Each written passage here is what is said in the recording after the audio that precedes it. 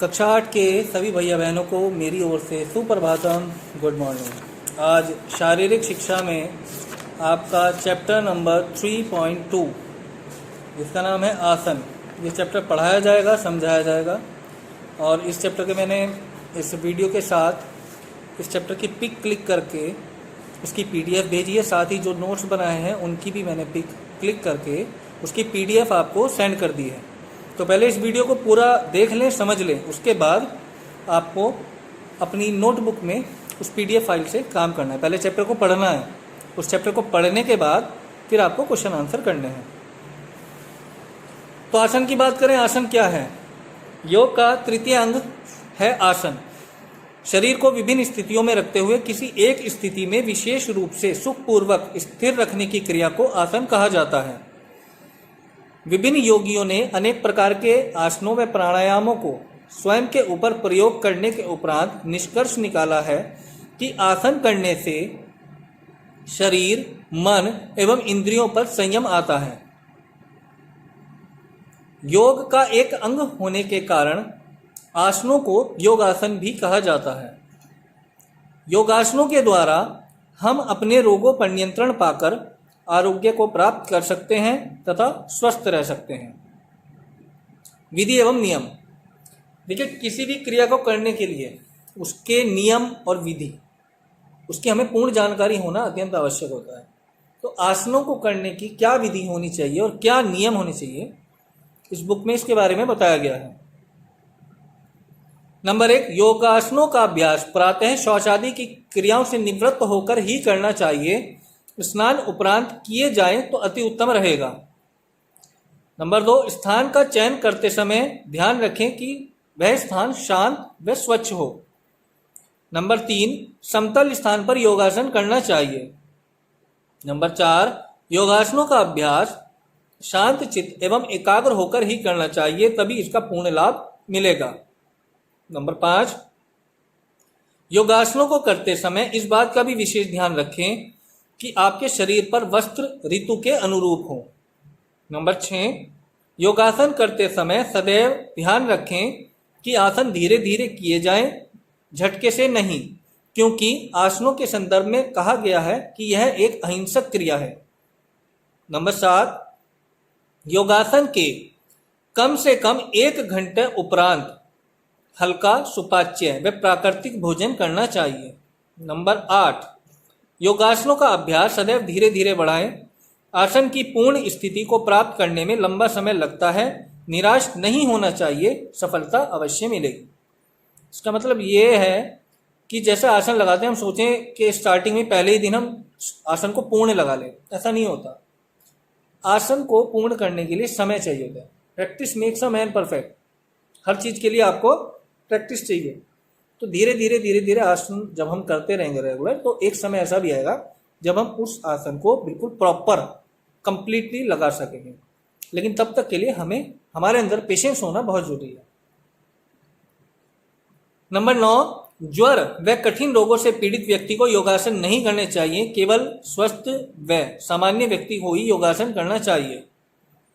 Number 10, आसन करने के उपरांत विपरीत आसन अवश्य करने चाहिए, जैसे पश्चिमोत्तान आसन के उपरांत कोणासन और सर्वांगासन के उपरांत मत्स्य आसन आदि।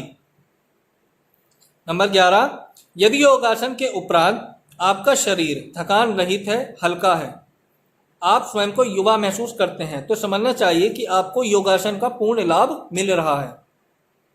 यदि योगासन नंबर 12, प्रत्येक आसन के पूर्व व अंत में शवासन अवश्य करना चाहिए, इससे शरीर को आराम मिलता है तथा शक्ति का संचार होता है।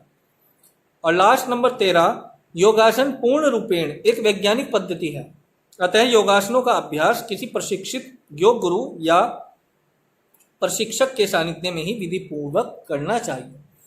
देखिए, योग आसन अपने आप में एक बहुत बड़ा ट्रीटमेंट है, बहुत बड़ी मेडिसिन है, हमें स्वस्थ रखता है। लेकिन अधूरा ज्ञान हमेशा खतरनाक होता है। अगर हमको प्रॉपर जानकारी नहीं है किसी योग की, आसन की, तो हमें वो नहीं करना चाहिए। वो हमें किसी ट्रेनर की ट्रेनिंग के दौरान ही करना चाहिए। हमारे पास कोई ट्रेनर हो, कोई प्रशिक्षण हमें दे रहा हो, या योग गुरु हो जो हमें प्रॉपर उस आसन को करना होता है, तभी हमको उस आसन को करना चाहिए, वरना इसके परिणाम विपरीत हो सकते हैं। योग और आसन को कभी भी मजाक में नहीं लेना चाहिए, शांत मन से बिल्कुल सीरियसली करना चाहिए, क्योंकि मजाक करने से आप झटके से या हंस रहे हैं आसन करते हुए, आप बोल रहे हैं, ईश्वर न करे खुदा ना खास्ता कोई नस खिंच गई उल्टी सीधी, तो इसका आपको भयंकर परिणाम भुगतने पड़ते हैं। इसलिए हमेशा सावधानी पूर्वक करने चाहिए।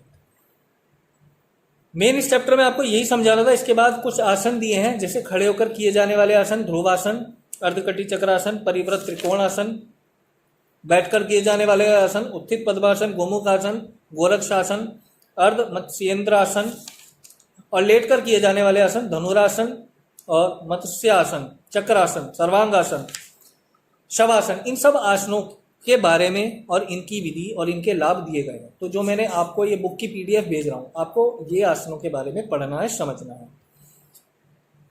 इसमें चैप्टर में क्वेश्चन आंसर तो मैंने किए हैं। देखिए पहले ये समझ लें सही गलत, ये सही गलत तो मैंने बुक में ही मार्क कर दिए, ठीक है, ये यहाँ से आप ये उतार लेंगे। उसके बाद क्वेश्चन आंसर, मैंने क्वेश्चन आंसर की PDF बना के भेजी है, नोट्स बनाए हैं, और इसमें मैंने क्वेश्चन दिए हैं आपको